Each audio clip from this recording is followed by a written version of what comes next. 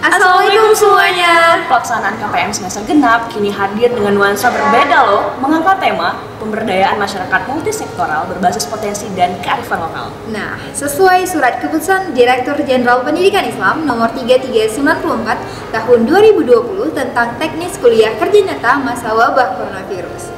Pelaksanaan KPM dilaksanakan dengan dua model. Yang pertama, kuliah pengabdian masyarakat dari rumah disebut dengan KPMDR. Dan yang kedua, kuliah pengabdian masyarakat kerja sosial atau disebut dengan KPMKS. Teman-teman pasti bingung nih, pilih KPMDR atau KS ya? Gimana nih Kak? Nah, buat teman-teman yang milih KPMDR itu ada dua pilihan. Yang pertama KPMDR berbasis sosial media. Dan yang kedua ada KPMDR yang berbasis keilmuan program studi.